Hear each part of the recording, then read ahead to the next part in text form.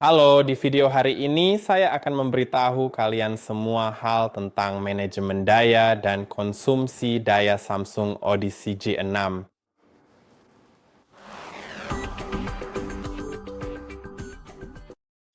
Oke, jadi pertama-tama mari kita bahas tentang gunakanlah perangkat adaptor daya tambahan yang sudah disertakan langsung di dalam kotak penjualannya. Adaptor daya ini memang memiliki ukuran fisik yang tergolong cukup besar dan mampu memberikan dukungan pengisian hingga sebesar 140 watt daya input pada tegangan 24 volt. Dan itu adalah hal pertama di sini.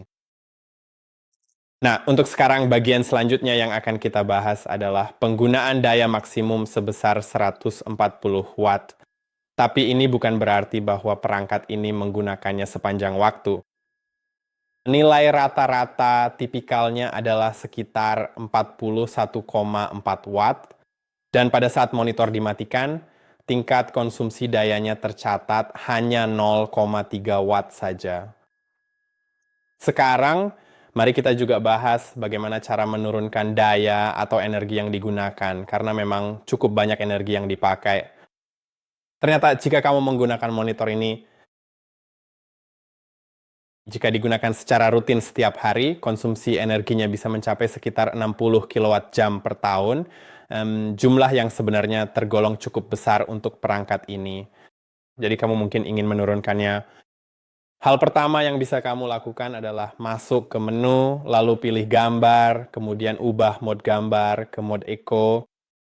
Itu akan sedikit menurunkan tingkat kecerahan dan pengaturan lainnya, agar gambar di layar menjadi sedikit membuat monitor kamu menggunakan lebih sedikit daya.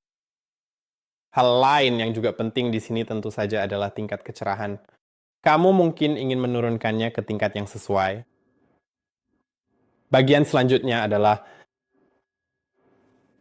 menu system, dan ini sebenarnya fitur yang sangat berguna.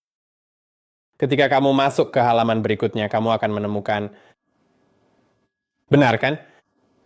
Maaf, sepertinya tidak begitu.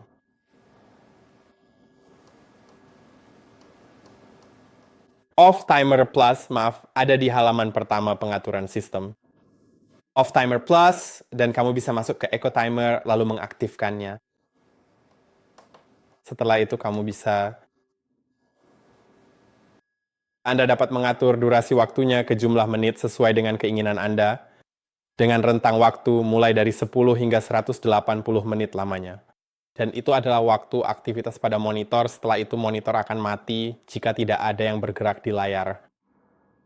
Sekarang juga, ini monitor, kamu bisa mengaturnya untuk menghemat energi di sini, dan kamu bisa melihat kecerahannya berubah. Untuk sekarang, GSM akan membiarkannya dalam posisi mati.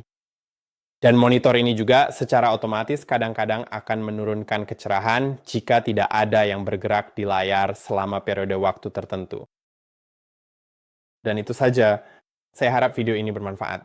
Jangan lupa untuk like dan subscribe, dan sampai jumpa di video berikutnya.